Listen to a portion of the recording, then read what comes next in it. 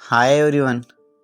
दोस्तों, फसलें तो बहुत देखी होगी भारत की, पर भारत में एक महत्वपूर्ण फसल है धान की फसल।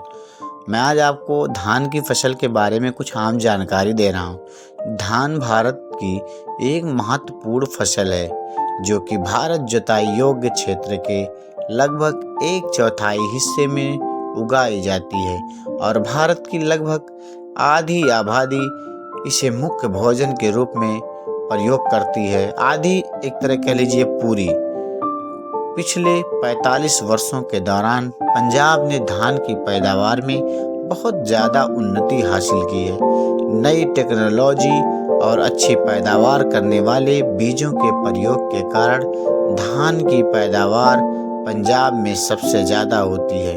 यानी भारत में हर स्टेट के मुकाबले धान की पैदावार पंजाब में सबसे ज़्यादा होती है। उसकी मिट्टी क्या होगी, धान की बनाने की मिट्टी क्या होगी।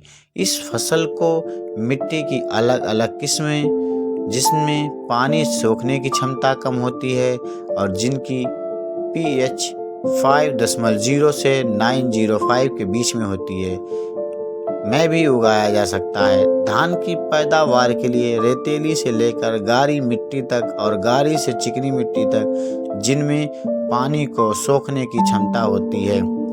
प्रसिद्ध किस्में और पैदावार PR 128 धान की ये किस्म PAU 201 की उन्नत किस्म है।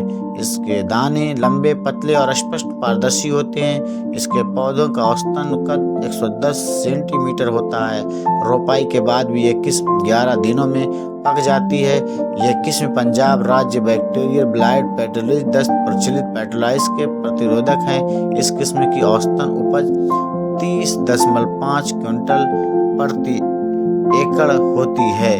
प्रसिद्ध किस्म की पैदावार है दोस्तों, धान की प्रसिद्ध किस्म की पैदावार पंजाब बासमती 3। ये किस्म PAU लक्षण द्वारा लुधियाना द्वारा विकसित की गई है।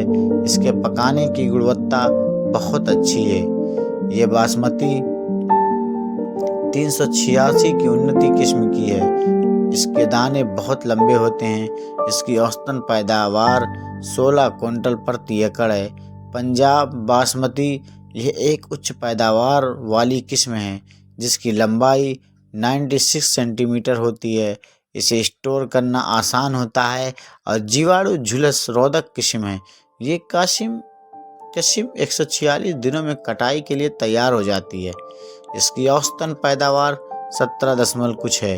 दूसरे राज्यों की किस्में हाइब्रिड 6201 ये सिंचित क्षेत्रों के लिए उपयुक्त किस्म है। ये ब्लास्ट रोग के प्रति सहनशील है। इसकी औसतन पैदावार 25 क्विंटल प्रति एकड़ है।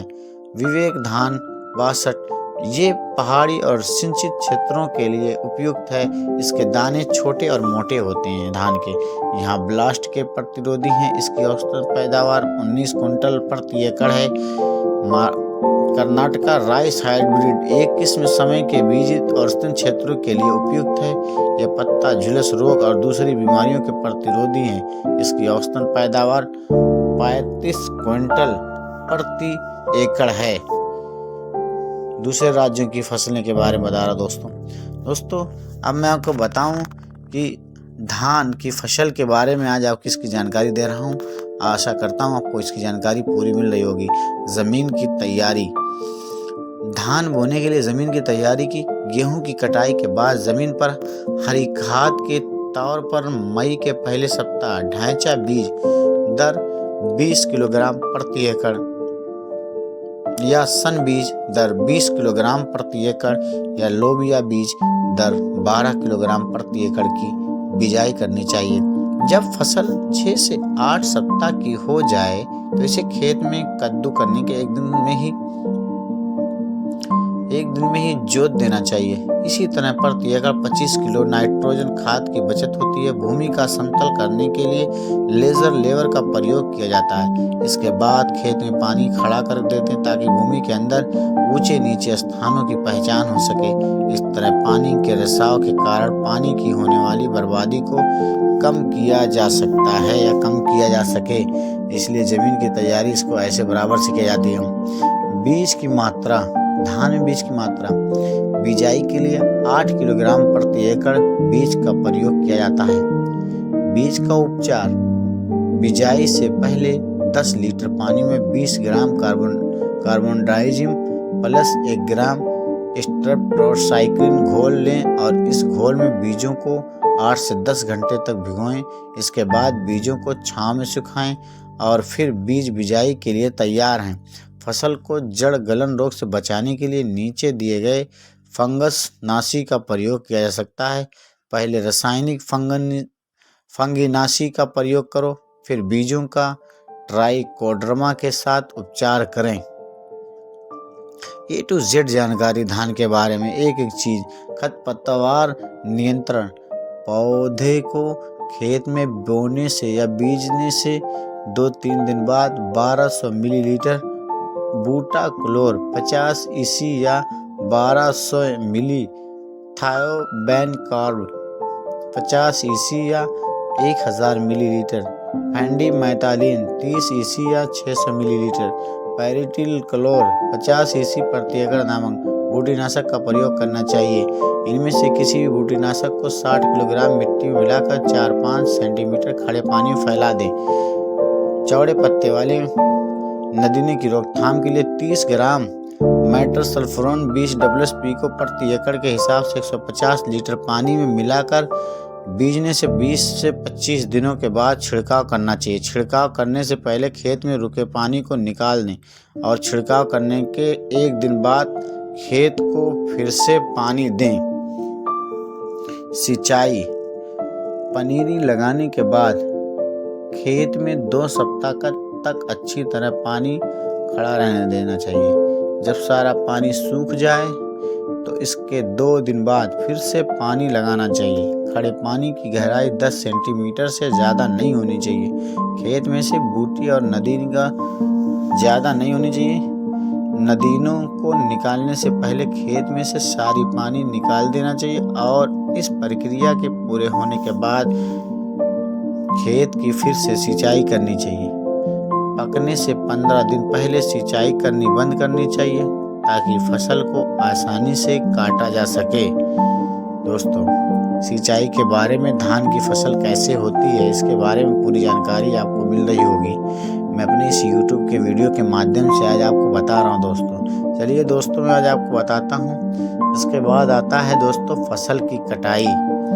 जब दाने पूरी तरह पक जाएं और फसल का रंग सुनहरी हो जाए तो खड़ी फसल की कटाई कर देनी चाहिए। ज़्यादातर फसल की कटाई हाथों से, दराती से या कंबाइन से की जाती है। काटी हुई फसल के बंडल बना के उनको छाटा जाता है, दानों की बालियों से अलग कर लिया जाता है और दानों की बालियों से अलग करने के बाद उसकी छटाई की जाती है। दोस्तों ऐसे उसके बाद कटाई के बाद, धान की कटाई करने के बाद पैदावार को काटने से लेकर प्रयोग तक नीचे लिखी प्रक्रियाएं अपनाई जाती हैं। 1 कटाई, 2 छटाई, नंबर 3 सफाई, नंबर 4 सुखाना, 5 गोदाम में रखना, 6 पालिश करना और इसके बाद भी इससे बचने के लिए भेजना। दानों को स्टोर करने से पहले इन्हें कीटों और बीमारियों से बचाने के लिए 10 किलोग्राम दानों के लिए 500 किलोग्राम नीम के पाउडर को मिलाना चाहिए। स्टोर किए गए दानों को कीटों के हमले से बचाने के लिए 30 मिली मेथालिन 50 EC को 3 लीटर पानी में घोल तैयार करके इसका छिड़काव करना चाहिए। इस घोल का छिड़काव 100 वर्ग मीटर के क्षेत्र में हर 15 दिनों के बाद करना चाहिए। थैंक यू दोस्तों।